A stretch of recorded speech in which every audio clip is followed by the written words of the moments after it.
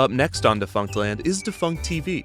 Defunct TV enhances viewers' understanding of children's media production, pop culture history, and the ease of building a website with Squarespace, along with discounts of 10% at squarespace.com/defunctland. In the late 1990s, Sesame Street writer Josh Selig was sitting in on training for Muppet performers. Selig had been with the show for over a decade, and he was admittedly growing restless of the show's repetitive nature. Selig was considering pitching his own children's show, which would require him to create a new company.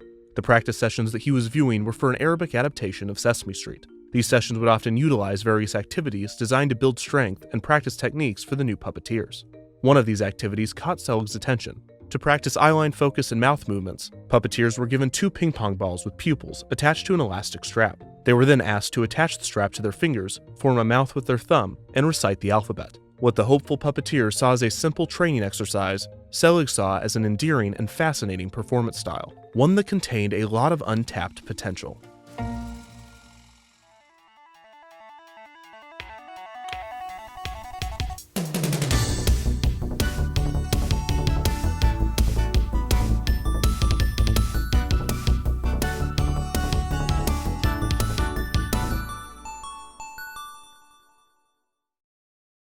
In 1998, Nickelodeon, the Viacom-owned children's television channel, and the Children's Television Workshop, the studio best known for creating Sesame Street, joined forces to create a new basic cable channel to be named Noggin. Noggin was advertised as the first all-educational channel, and it would begin its run by rebroadcasting some of CTW and Nickelodeon's educational shows before introducing its own original content. Noggin quickly went on a search for original programming, and luckily, Selig was on a search for a distributor. After a management change at the Children's Television Workshop in 1999, Selig was let go from his position at the show. This gave him the push that he needed to develop his own series for the preschool market. Selig created his own studio, Little Airplane Productions, with just $5,000. He and his only other staff member, Lori Sherman, then tried to break into the children's television industry. Luckily, he was given the opportunity to pitch a show to Noggin. Inspired by the barehanded puppetry he had witnessed during the puppeteer training session, Selig pitched an idea named Peepo, a simple show utilizing barehanded puppetry. While Selig had recently developed his fascination for the style, barehanded puppetry was not a new concept. The Spanish ventriloquist Wenceslao Moreno, popularly known as Señor Wences, utilized the style for his characters, and the technique was used in experimental shorts as well. Nickelodeon had even aired content in a similar style. In 1993, puppeteer Tim Lagasse had created and directed a series of shorts for the channel called A Show of Hands, an avant-garde puppet show with sentient bare hands playing out skits and forming images. Still, the style had not been used regularly or on a large scale. Noggin greenlit Selig's Peepo, and the channel ordered the show as a series of 2-minute interstitials to play between programs. Little Airplane would produce Peepo, and Selig began recruiting the cast and crew. One puppeteer was an obvious choice, Tim Lagasse, who had established experience with barehanded puppetry. Selig also reached out to his former co-workers at the Children's Television Workshop and Sesame Street, including puppeteer Martin P. Robinson, who would design many of the puppet's simple accessories with Lagasse. Sesame Street director Lisa Simon would also serve as supervising producer.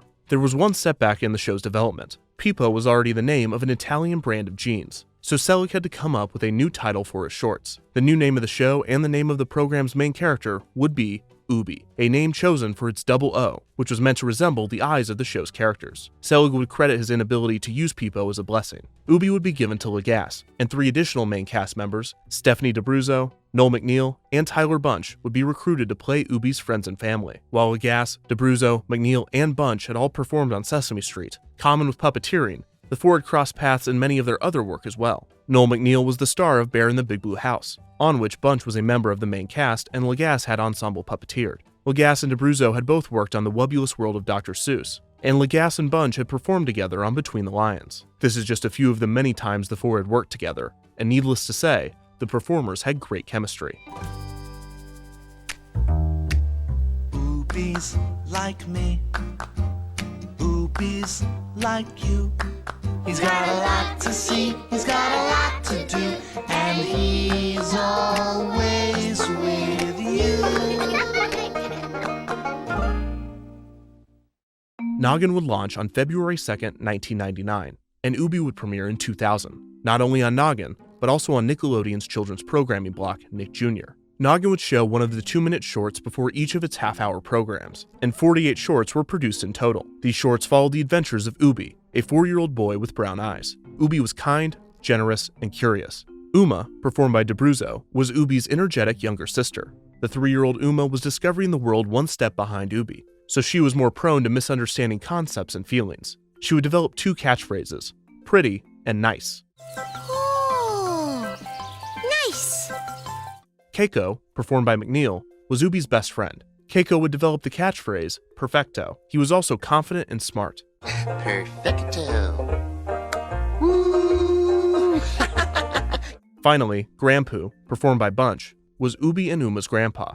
Grandpoo was Oobi and Uma's main caretaker, and he was most often seen teaching them. Grandpoo was the only main character that held his face in a closed fist. This implied that when Oobi's species aged, their fingers began to slowly curl inward. Grandpoo would develop the catchphrase, lovely. Kids. Lovely. The puppeteers took extensive care of their arms during production, as they were the main subjects of the show. This included manicures for their fingernails and shaving their arm hair, the latter of which was only done for the younger characters, such as Oobi, while Bunch kept his hairy arms for the older Grandpoo. At its core, the Oobi shorts were about discovery and exploring simple concepts. It catered most to preschool and even pre-preschool children. More than any other show, Oobi was about simplicity, evident by the vocabulary used by the main characters. Each short would feature as few words as possible, with many words being repeated. Napkins. Teapot. Teapot? No teapot. No teapot? This unique dialogue, combined with the show's barehanded puppetry, resulted in a one-of-a-kind rudimentary education show, allowing children to easily learn concepts as simple as bubbles and birds. Bird sing. Bird sing. Please.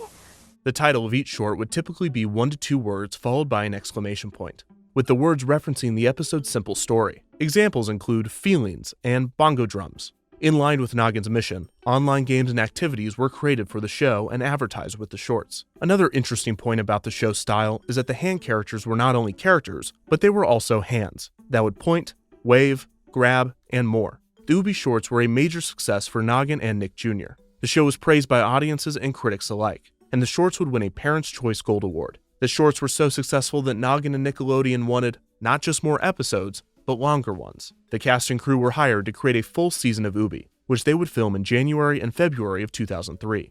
In March, it was announced that Oobi would become a full half-hour series, with a first season of 13 episodes to debut on Noggin. This meant that Oobi would need to extend its basic 2-minute shorts into 22-minute episodes. In order to do this without sacrificing the show's trademark simplicity, each episode would be split into 2 11-minute parts, resulting in 26 segments for the season.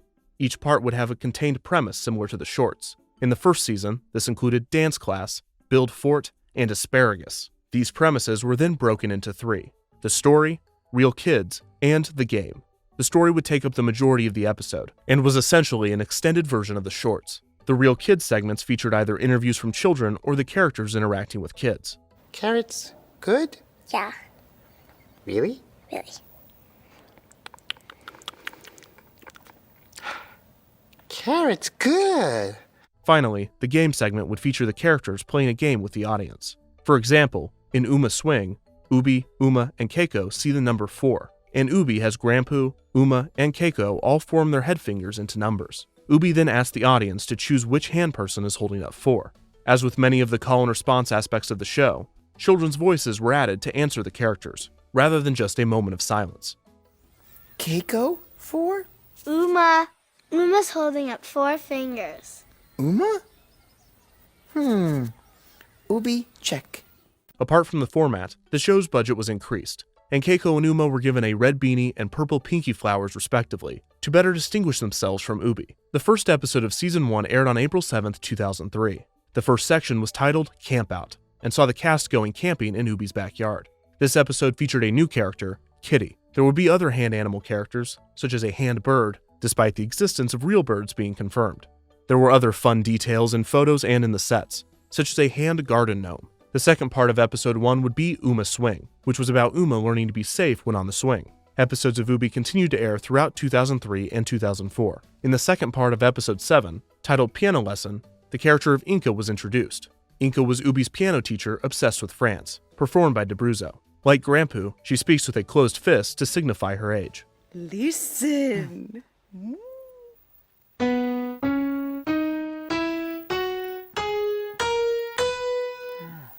Now, Oobi try. Inka would become one of the most regular side characters on the show, and she would even develop a romantic relationship with Grandpoo.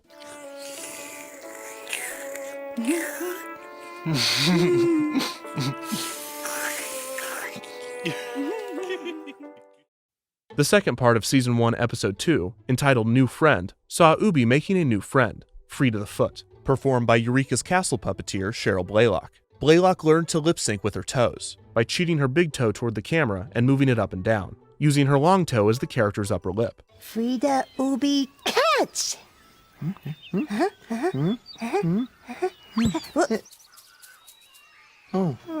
A new set was made for the episode, with a ramp allowing Blaylock to perform alongside Oobi. In the episode, Oobi and Frida's differences frustrate Oobi, until Grandpoo instills in him some age-old wisdom. Different, good. Peanut butter, jelly. Different, oh, good. Oobi would continue to be a hit among critics and audiences, and the show would quickly grow an adult fan base as well, both authentic and ironic. The show would also be a hit overseas, likely due to its simple language, which made for easy dubbing.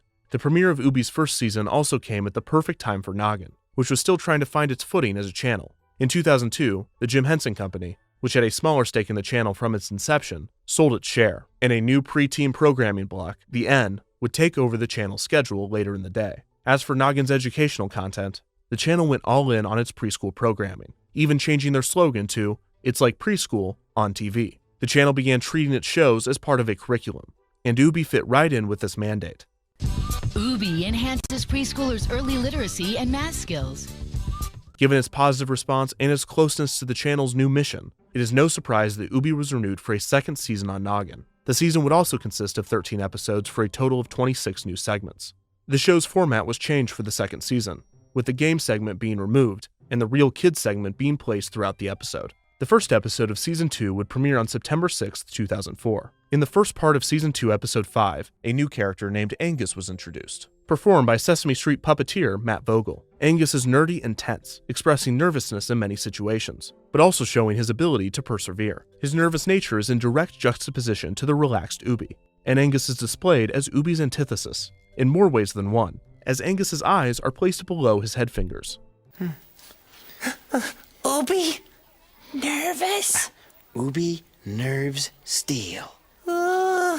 Also in the episode, Oobi's neighbor and Grandpoo's friend, Mrs. Johnson, was introduced, performed by Between the Lines puppeteer Jennifer Barnhart. Season 2, Episode 8, Part 1 was perhaps the most ambitious episode of the entire series. The episode was entitled Theater. It saw a large cast of characters with Angus, Mrs. Johnson, and Inka returning, and Mamu, Keiko's mom, appearing live for the first time. Most impressive, the episode featured Oobi, Uma, Keiko, and Angus putting on a musical, which required them to sing songs without breaking the show's established dialect. Woodsman ho, wolf must go. Incredibly, the team was able to pull it off, and the episode will become a favorite among the cast and crew. The final segment of Season 2 to be filmed would be superheroes. It would see the return of Mrs. Johnson and Kitty. Kitty is stuck in a tree, and Oobi, Uma, and Keiko help get the cat down. The episode ends with all 4 cast members waving goodbye to the audience. Oobi, you friends. Bye. Bye-bye, Oobi. Bye. Oobi. While being the last episode of the season to be produced, it would not be the last to air. This would be the Shay, Oobi, and Valentine episode, which would air on February 11th, 2005. Not only would this be the second season's final episode to air, but this would be the final episode of the series to be released.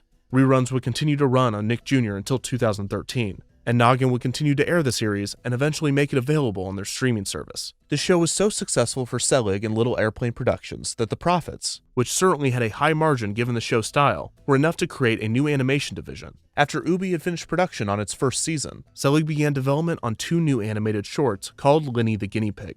Like Oobi, the approach toward the animation in the shorts was simple yet effective. The animations would air on Nick Jr. in 2004. And the success of the shorts, as with Oobi, would lead to the development of a full series, titled The Wonder Pets, which would also be a huge success for Little Airplane. 7 years after the final episode of Oobi aired, an Iranian adaptation of the show was created, titled Dastasi. 78 8-minute episodes were produced and played in Iran and sold to other Asian markets. Unlike Oobi, Das consisted of 5 main characters, a boy and a girl, and their parents and grandfather. Design differences included more elaborate clothing for the characters, as well as larger pupils. A second season was announced and had begun development, but was never aired in Iran.